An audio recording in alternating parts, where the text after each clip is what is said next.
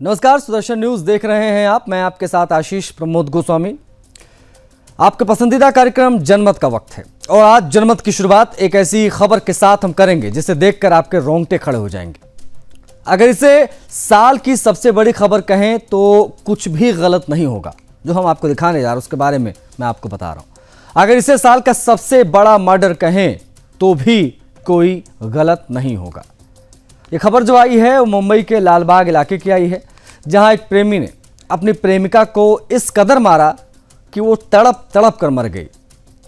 ये जो तस्वीरें आपकी टीवी स्क्रीन पर हैं, दो तस्वीरें हम आपको दिखा रहे हैं। ये तस्वीरें इतनी खतरनाक हैं कि हमने इसको ब्लर कर दिया है क्योंकि हर तरफ खून ही खून था। आपको बता दें कि लड़की खून से लथपथ थी, तड़प रही थी। ये घटना जहां हुई वहां पुलिस भी थी और लोग भी थे, लेकिन कोई इसको बचा नहीं पाया। खून से लथपथ इस लड़की को खींचकर बाहर निकालना पड़ा क्योंकि जो इस लड़की को चाकू से गोद रहा था वो इसका प्रेमी बताया जा रहा है और उसके सिर पर खून सवार था।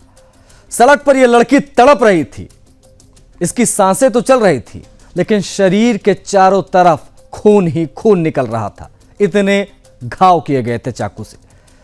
प्रेमिका के प्रेमी ने पहले चाकू से गोद दिया प्रेमिका को प्रेमी ने, उसके बाद खुद का भी उसने अपना गला काट लिया, रेत लिया। वो भी तड़प तड़प कर वहीं मर जाता है।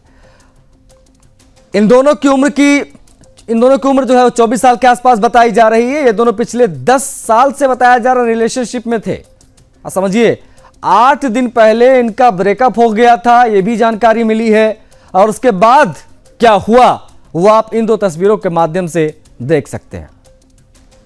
ये मुंबई के लालबाग इलाके की तस्वीरें हम आपको दिखा रहे हैं। पूरे मुंबई में यह हत्याकांड चर्चा का विषय बना हुआ है। पुलिस पूरे मामले की छानबीन कर रही है। बता आपको ये दें, प्यार, ब्रेकअप और फिर सनसनीखेज हत्याकांड। यह तस्वीर हम आपको दिखा रहे हैं। ये वो प्रेमी प्रेमिका हैं जिनके बीच विवाद हुआ। विवाद ऐसा कि खून ही खून यहां बह गया। ये मुंबई में इस वर्ष का आप कह सकते हैं सबसे बड़ा हत्याकांड है। वो तस्वीरें अगर आप देखेंगे तो आप परेशान हो जाएंगे, मन विचलित हो जाएगा। इसलिए हमने इन तस्वीरों को ब्लर किया ताकि आप इन तस्वीरों को देखकर विचलित ना हो। लेकिन ये हैरान कर देने वाला मामला है, आज की सबसे बड़ी खबर है। और ये वो जो आस्था मैटरनिटी सेंटर जो है जहां पर ये वारदात को अंजाम दिया गया वो भी हम आपको दिखा रहे हैं। ये दो तस्वीरें आप देखिए। पहली तस्वीर में आपको पेड़ के पास पड़ी वो प्रेमिका दिखाई देगी जो खून से लथपथ है, उठने की कोशिश कर रही, उठ नहीं पा रही। इतना ज्यादा चाकू से उसके प्रेमी ने उसे गोद दिया। और दूसरी तस्वीर में चौखट की आप तस्वीर देख सकते हैं, ब्लर है, मैं फिर भी समझा दे रहा हूं आपको। ये चौखट है उस मैटरनिटी सेंटर की और वहां पर वो प्रेमी अपना गला रेतने के बाद अवस्था में जो है वो वहां पर पड़ा रहा और तड़पता रहा। और आप देख सकते हैं तस्वीरें। और जो प्रेमिका थी उस वक्त वो जीवित थी, उसको वहां से लेकर अस्पताल की तरफ जाने की कोशिश वहां पे जो पुलिसकर्मी थे वो और स्थानीय लोग कर रहे हैं। वो तस्वीर भी हम आपको दिखा रहे हैं। मुंबई में ये बहुत बड़ा हत्याकांड की चर्चा हर तरफ हो रही है। सनसनीखेज ये वारदात है, रूह कांप जाए इस प्रकार का ये हत्याकांड यहां दिखाई दिया। प्यार, ब्रेकअप और उसके बाद में यह हत्याकांड, यह आप तस्वीरों में देख सकते हैं और समझ सकते हैं कि युवा पीढ़ी कहां जा रही है। और ये जो कुछ भी हुआ वो हैरान करता है। क्या कहा गया इस खबर के सामने आने के बाद, क्या प्रतिक्रिया आई, देखिए। कालाचौकी पुलिस स्टेशन में सुबह एक रिपोर्ट प्राप्त हुआ था कि एक 24 साल की लड़का एक लड़की के ऊपर वार कर रहे करके। उस बेसिस पे पुलिस जब स्पॉट में पहुंचा था तो तब ये पता चला कि वो लड़का खुद के ऊपर वार करके सुसाइड किया है और लड़की को इमीडिएटली रेस्क्यू करके हॉस्पिटल में ट्रीटमेंट के लिए उसको भर्ती किया गया है।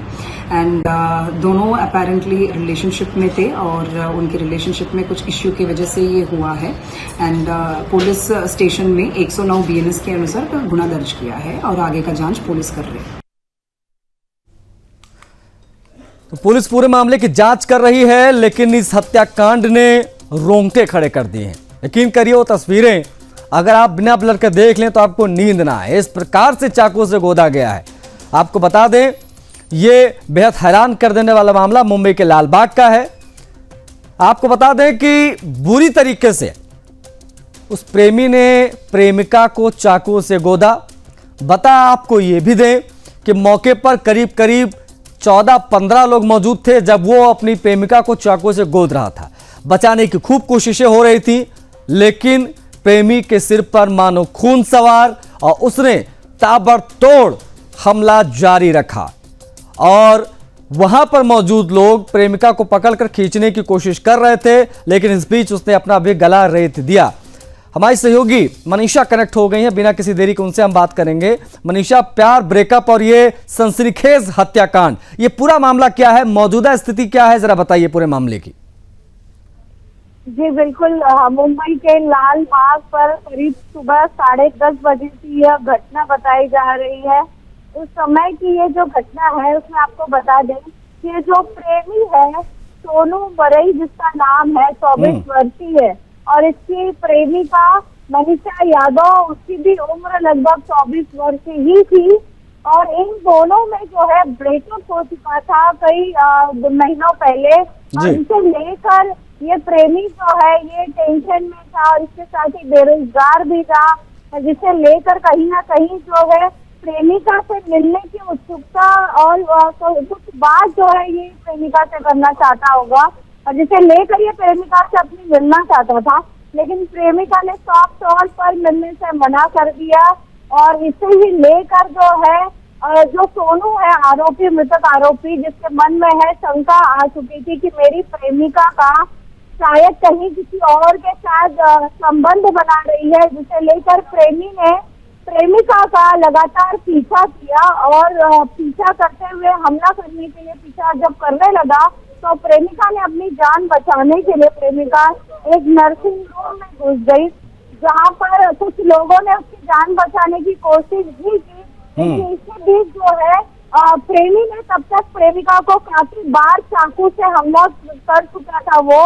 और फिर उसके बाद जब लोग बीच में आए बचाने के लिए, अस्पताल के कर्मचारी, तब वो प्रेमी ने जो है चाकू अपने गले पर रखा और अपनी खुद की ही जान ले ली, उसने खुद का ही गला रेत दिया। और इसके बाद जो है कुछ लोग वहां पर आए, उन्होंने प्रेमिका को रेस्क्यू करने की कोशिश की वहां से और वहां से रेस्क्यू करके उसे जो है अस्पताल ले गए। अस्पताल में जांच के दौरान जो है प्रेमिका की भी मृत्यु हो चुकी है। करीब 2 साल का ये रिलेशनशिप इन दोनों का बताया जा रहा है, दोनों पड़ोसी थे ऐसा भी बताया जा रहा है, प्राथमिक जानकारी सामने आ रही है जी। इसके साथ कुल मिलाकर आपको बता दें अल्पेश जी की ये जो मामला है ये ब्रेकअप और एक प्रेम कहानी का मामला है, जिसमें एक प्रेमी जो है इस हद तक पहुंच गया है जी, उसने खुद की भी जान ले ली और अपनी प्रेमिका की भी जान जो है इसमें ले ली है। अच्छा, इस 2-3 चीजें स्पष्ट कीजिए, प्रेमिका की स्थिति अभी क्या है, क्या उसकी भी मौत हो गई, ये भी बताइए, और साथ साथ में ये कितने वर्षों से लिव इन में रह रहे थे ये बताइए, और तीसरी चीज ये कि क्या वो पूरी तैयारी के साथ गया था, चाकू वगैरह लेकर गया था कि आज आर पार करके आऊंगा? जी बिल्कुल, पूरी तैयारी के साथ जो है वो प्रेमी आया था। जिस तरह से उसने अपनी प्रेमिका पर चाकू से हमला किया, ये देखा जा सकता है कि पूरी तैयारी से जो है प्रेमी वहां पर पहुंचा था प्रेमिका से मिलने, लेकिन प्रेमिका जो है उससे मिलने के लिए तैयार नहीं थी कि किसी न किसी शंका को लेकर ही बड़ी घटना को जो है प्रेमी ने अंजाम दिया है। और 24 वर्षीय प्रेमिका मनीषा यादव, जिनका नाम था, उनकी फिलहाल अस्पताल में इलाज के दौरान मृत्यु। अच्छा, पुलिस का इसमें क्या कहना मनीषा, अभी पुलिस का स्टेटमेंट क्या है ऑफिशियली इसमें? जी पुलिस का यही स्टेटमेंट है कि ये दोनों जो है रिलेशनशिप में थे और कुछ दिन पहले ही जो है इनका रिश्ता टूट चुका था और जिसे लेकर प्रेमी ने इतने बड़े ये घटना को अंजाम दिया है। शुक्रिया मनीषा आपका इन तमाम जानकारियों को साझा करने के लिए। तो ये खबर वाकई में झकझोर कर रख देने वाली है। 24 साल के ये प्रेमी प्रेमिका, जिनका अंत कुछ इस प्रकार से हुआ, चाकू से गोद कर उसने किस प्रकार से अपने प्रेमिका के ऊपर हमला किया, उसके बाद में अपना भी गला रेत दिया, और ये लाइव हत्याकांड, लाइव मर्डर की तस्वीरें वाकई में हैरान करती हैं। अगली खबर भी महाराष्ट्र से ही है। मामला महाराष्ट्र के सतारा के फलटन कस्बे से निकलकर सामने आया है। यहां एक महिला डॉक्टर की आत्महत्या के मामले ने पूरे राज्य में हलचल पैदा कर दी है। एक जांच के दौरान पुलिस को मृतक के हाथ से एक सुसाइड नोट भी मिला है, जिसमें उसने एक पुलिस अधिकारी पर रेप और 4 महीने तक मानसिक रूप से परेशान करने का आरोप लगाया है। मृतका ने कुछ महीने पहले ही डीएसपी को लेटर लिखकर 3 पुलिस अधिकारियों पर उत्पीड़न के गंभीर आरोप लगाए थे। 19 जून को लिखे गए इस पत्र में डॉक्टर ने कहा था कि वो लगातार तनाव में है और संबंधित अधिकारियों के खिलाफ कानूनी कार्रवाई की मांग की गई थी, लेकिन उस समय किसी ने उनकी आवाज नहीं सुनी। घटना सामने आने के बाद मुख्यमंत्री देवेंद्र फडणवीस ने सख्त रुख अपनाया। तीनों आरोपी पुलिसकर्मियों को तत्काल निलंबित करने के आदेश दिए हैं और सतारा के एसपी से विस्तृत रिपोर्ट तलब की है। वहीं महाराष्ट्र महिला आयोग के अध्यक्ष रूपाली चाकणकर ने भी मामले का संज्ञान लिया। दोषियों को किसी भी हाल में बख्शा नहीं जाएगा, यह बयान दिया। यह घटना न केवल पुलिस विभाग की संवेदनहीनता को उजागर करती है, बल्कि यह भी बताती है कि एक महिला अधिकारी की पुकार व्यवस्था के गलियारों में कितनी आसानी से दबा दी जाती है। सतारा महाराष्ट्र की खबर है।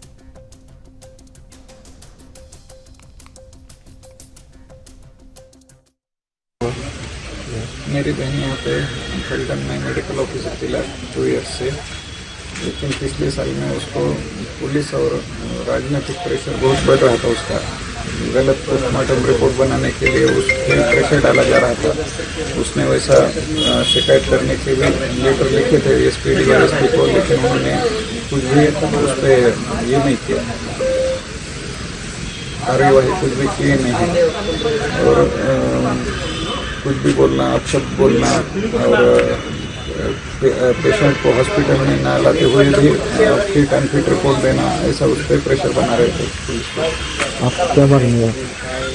बस हमारी इतनी ही ये है कि हमारे बहन को न्याय मिलना चाहिए। इसमें फल्टन शहर के अंदर एक महिला डॉक्टर सुसाइड करने के बाद उसमें एडी दाखिल हुए और बाद में जैसे ही पता चला है उसने उसके खुद के पाम यानी हाथ में एक लिखा था जिसमें 2 आरोपियों के नाम लिखे थे। एक उसमें हमारा अधिकारी है फल्टन ग्रामीण का, वो और एक आदमी, ऐसे दोनों के खिलाफ गुना दाखिल हो चुका है, बलात्कार और अबेटमेंट टू सुसाइड का। दोनों को खोजने के लिए टीम रवाना हो चुकी है और जो पीएसआई है उसको सस्पेंड किया गया है। जो कि राज्य के मुख्यमंत्री देवेंद्र फडणवीस उन्होंने भी एक टिप्पणी की थी कि जो घटना घड़ी है उसको आरोपी को छोड़ा नहीं जाता। इस पर आपको क्या उनसे वगैरह कॉन्टैक्ट? नहीं, इसमें इतना ही मैं कहूँगा कि जहाँ तक ये गुने का सवाल है, कड़ी से कड़ी कार्रवाई की जाएगी, अच्छे से अच्छा तपास किया जाएगा और जो भी कानूनन पॉसिबल है। चलिए अब जनमत में अगली खबर की बात करेंगे। दीपावली की खुशियां इस बार कई परिवारों के लिए दर्द बन गई हैं। मध्य प्रदेश में कैल्शियम कार्बाइन गन से खेलते समय 300 से ज्यादा बच्चे घायल हुए इस बार। जी हां, सबसे ज्यादा मामले भोपाल, ग्वालियर, इंदौर और विदिशा से सामने आए हैं। जी हां, अब सरकार ने इन 3 जिलों में कार्बाइन गन बेचने पर प्रतिबंध लगा दिया है। प्रशासन ने साफ किया है कि अब दुकानों में अगर ये खिलौना गन बिकता पाया गया तो एफआईआर दर्ज की जाएगी। इधर भोपाल के हमीदिया और सेवा सदन अस्पताल में दर्जनों बच्चे भर्ती हैं। डॉक्टर उनकी आंखों की रोशनी बचाने की पूरी कोशिश कर रहे हैं। नेत्र रोग विभाग की एचओडी डॉक्टर कविता कुमार ने इस पर जानकारी दी। बताया कि 27 बच्चे हमारे पास आए थे। 6 की हालत बहुत ज़्यादा गंभीर थी। आंखों में केमिकल, जलन, चिंगारी और चोट, तीनों तरीके के नुकसान थे।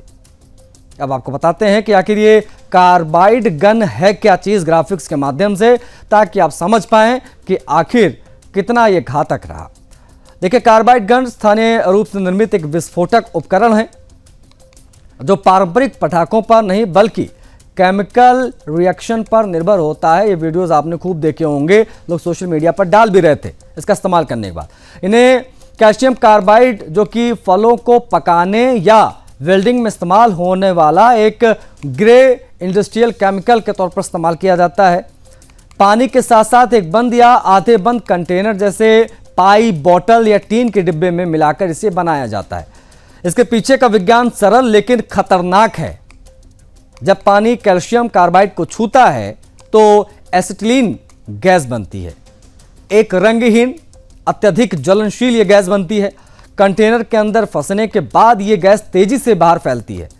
जब कोई लौ, चिंगारी या घर्षण को इसके खुले भाग के पास लाया जाता है तो यह गैस प्रज्वलित होती है और तेज धमाका हो जाता है। कभी कभी आग की लपटें भी निकलती हैं और इस प्रकार से ये बड़े हादसे हो जाते हैं।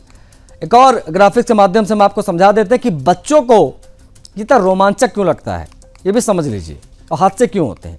दिवाली के दौरान बच्चों को ये अक्सर रोमांचक लगता है क्योंकि इसका विस्फोट बंदूक की गोली या बम की आवाज जैसा होता है। कार्बाइड पाउडर स्थानीय बाजारों में आसानी से उपलब्ध रहता है, आसानी से लाकर इसको जो है इस प्रकार से इस्तेमाल किया जाता है। लेकिन नियमित पटाखों के विपरीत कार्बाइड गन का दबाव या दिशा पर कोई नियंत्रण नहीं होता, जिससे ये अनएक्सपेक्टेड हो जाता है और एकाएक जो है इस प्रकार के हादसे हो जाते हैं और बड़े पैमाने पर बच्चे जो हैं, इसीलिए इन तमाम जिलों में, मध्य प्रदेश में विशेष तौर पर, जो आंकड़ा मध्य प्रदेश का है, बाकी जगहों पर भी हुआ होगा, मध्य प्रदेश में इस पैमाने पर बच्चे चोटिल हुए हैं। बढ़ेंगे आगे, अगली खबर की बात करेंगे। आंध्र प्रदेश के कुर्नूल जिले की यह खबर है। देर रात एक भयानक सड़क हादसा हुआ और कई परिवारों को इस हादसे ने उजाड़ दिया। जी हां, चिन्नातुकुर के पास में एक प्राइवेट बस की बाइक से टक्कर हुई और हादसा कितना भीषण हुआ आप तस्वीरों के माध्यम से देखिए और अंदाजा लगाइए। हादसा इतना भीषण था कि लपटों ने देखते देखते पूरी बस को अपनी चपेट में ले लिया। हादसे में 20 लोगों की ऑन द स्पॉट, मौके पर ही मौत हो गई जलकर, जबकि कई गंभीर रूप से झुलस गए। बता आपको यह दे कि मरने वालों में बाइक सवार व्यक्ति भी शामिल था। पुलिस के मुताबिक बस बेंगलुरु से हैदराबाद जा रही थी और उसमें करीब 41 यानी 41 यात्री सवार थे। टक्कर के बाद बाइक बस के नीचे फंस गई और उसके फ्यूल टैंक का ढक्कन खुला और एकाएक आग फैल गई। स्थानीय लोगों ने आग बुझाने की तमाम कोशिशें की, लेकिन तब तक काफी देर हो चुकी थी। दमकल की कई गाड़ियां मौके पर पहुंची, कड़ी मशक्कत भी हुई और उसके बाद जाकर इस आग पर काबू पाया गया। लेकिन उसके बाद की तस्वीरें भी आपकी टीवी स्क्रीन पर आप देखिए। हादसे के बाद इलाके में अफरा तफरी का माहौल रहा। प्रधानमंत्री मोदी, महामहिम राष्ट्रपति द्रौपदी मुर्मू ने भी इस हादसे पर गहरा शोक जताया है। घायलों के जल्द स्वस्थ होने की कामना उन्होंने की है। पुलिस ने मामला दर्ज कर लिया है और इसकी जांच भी शुरू कर दी गई है। बिहार विधानसभा चुनाव के पहले चरण से पहले राज्य का सियासी तापमान हाई है। एनडीए की तरफ से प्रधानमंत्री मोदी ने प्रचार की कमान आज से संभाल ली। दूसरी तरफ महागठबंधन के सीएम फेस बने तेजस्वी यादव भी चुनावी जनसभा में अपने विकास के एजेंडे को लेकर गरजते दिखाई दिए। इस दौरान जमकर जो है वो जुबानी जंग भी दिखाई दे रही थी। प्रधानमंत्री मोदी ने विपक्ष की जमकर पोल खोली। कहा कि एक तरफ एनडीए है जिसमें नीतीश कुमार, मांझी, उपेंद्र कुशवाहा और चिराग पासवान जैसे लीडर्स हैं। दूसरी तरफ महागठबंधन जिसमें सिर्फ झूठ, हताशा और असमंजस की भरमार है। पीएम ने कहा कि ये महागठबंधन केवल कैमरे के सामने ही एक दिखते हैं, लेकिन पीछे से एक दूसरे की खाल खींचने में लगे हैं। इनके घटक दल नहीं हैं, बल्कि लटक दल हैं, झटक दल हैं, फटक दल हैं और पटक दल हैं। ये प्रधानमंत्री मोदी ने कहा। आपको बता दें, उन्होंने आगे कहा कि जनता अब समझ चुकी है कि महागठबंधन के चेहरे के पीछे सिर्फ सत्ता की भूख और गुंडागर्दी है। उधर सिवान की धरती पर अमित शाह भी थे। अमित शाह ने विपक्ष की पोल खोलने में कोई कसर नहीं छोड़ी। शाह ने कहा कि लालू राबड़ी के जंगल राज में उस समय सिवान की भूमि अत्याचार और हत्या की वारदातों से थर्रा रही थी। शहाबुद्दीन का जिक्र उन्होंने किया। शहाबुद्दीन का आतंक, निर्दय हत्याएं और कानून का पालन न होना, ये सब सिवान की जनता ने झेला एक समय पे। लेकिन इन अत्याचारों के बावजूद सिवान के लोग झुकने वाले नहीं थे। यही साहस और शक्ति आज एनडीए की ताकत बन रही है। वही महागठबंधन के मुख्यमंत्री चेहरा जो है तेजस्वी यादव, चुनाव प्रचार में वो भी उतरे दिखाई दिए। जनता को वो आश्वस्त करते दिखे कि वो सत्ता में आएंगे तो जो काम 20-30 साल में नहीं हुआ वो 20-30 महीने में वो कर देंगे। लेकिन जनता अब समझ चुकी है कि ये सिर्फ दिखावा है। इसको भी देखने वाली बात है। विकास और सुरक्षा के बजाय महागठबंधन का एजेंडा केवल राजनीतिक नाटक और आपसी कला है। इस तरह की बातें भारतीय जनता पार्टी के तमाम नेता कर रहे हैं।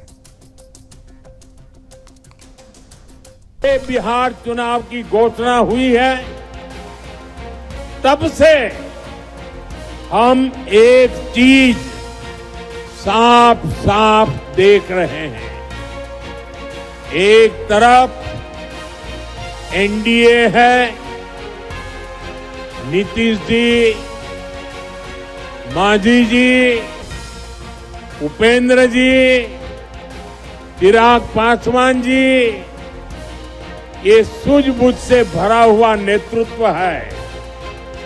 इसको भाजपा की हमारी टीम, दिलीप जी, सम्राट चौधरी जी, विजय सिन्हा जी से और मजबूती मिलती है। वहीं दूसरी तरफ लाठियां भाज रहा महागठबंधन है। ये लोग कैमरे पर आकर कुछ भी बोले, लेकिन पीठ पीछे एक दूसरे की खाल खींच रहे हैं। इस महागठबंधन में अटक दल है, लटक दल है, भटक दल है, झटक दल है और पटक दल है। वर्ष 2005 से पूर्व बिहार ऐसी हालत में था कि लोग परेशान थे। जो हम लोग तो शुरू हुए थे, आप जानते ही हैं, 25 में, और उसके पहले जो सरकार थी, आपको मालूम है, उसको मौका मिला था, उसको भी मौका मिल गया था 15 साल। और तो 7 वर्ष में जो बनाया गया था उसको हटना पड़ा। और कोई महिला के लिए कोई काम किया था, लड़का और लड़की के लिए कोई पूछा था, और जो उसको हटना पड़ा था तो अपनी पत्नी को, अपने वाइफ को वहीं पर बनवाया था। भारत की अस्मिता, सनातन सभ्यता का प्रतीक पुणे का शनिवार वाड़ा, जहां से कभी मराठा साम्राज्य की ध्वजा फहराई गई थी, जहां से कभी पेशवा बाजीराव ने हिंदू स्वराज की नींव स्थापित की थी, उस धरा पर नमाज, जी हाँ, ये कोई साधारण घटना नहीं है। जहां मुस्लिम महिलाओं द्वारा नमाज पढ़ने का वीडियो वायरल होने के बाद से हिंदुओं का जनाक्रोश लगातार दिखाई दिया। शनिवार वाड़ा में नमाज हमारे इतिहास, हमारी पहचान पर सीधा प्रहार है, जिसका हिंदुत्ववादी संगठन लगातार तीखा विरोध कर रहे हैं। वहीं अब इस जिहादी हरकत के बाद किन्नर समाज के आंदोलन पर भी वो दिखाई दिए, जिन्होंने गौमूत्र और गंगा जल से शुद्धिकरण किया, और फिर किन्नर समाज भी इस आंदोलन में उतर आया। उन्होंने गौमूत्र और गंगा जल डालकर इसका विरोध किया। इसके बाद इस विरोध में वैष्णव किन्नर अखाड़ा की अध्यक्ष आराधना सखी अपने अनुयायियों के साथ शनिवार वाड़ा के अंदर घुसने का प्रयास करने लगी। मौके पर मौजूद पुलिस ने उन्हें दरवाजे पर रोक लिया। इस दौरान किन्नर समाज ने नारेबाजी की। शनिवार वाड़े के गेट पर गौमूत्र और गंगा जल छिड़का गया और विरोध प्रदर्शन कुछ इस प्रकार से हुआ। नमाज से हुए शनिवार वाड़ा के अपमान पर पूरे पुणे में आक्रोश दिखाई दिया। लेकिन सवाल यह है कि इतिहास के इस मंदिर में मजहबी एजेंडा कैसे गया? क्या शनिवार वाड़ा अब सेकुलर एक्सपेरिमेंट जोन बनाने की कोशिश की जा रही है, या फिर कोई साजिश रची जा रही है महाराष्ट्र की आत्मा पर कब्जे की? ये बेहद महत्वपूर्ण सवाल है।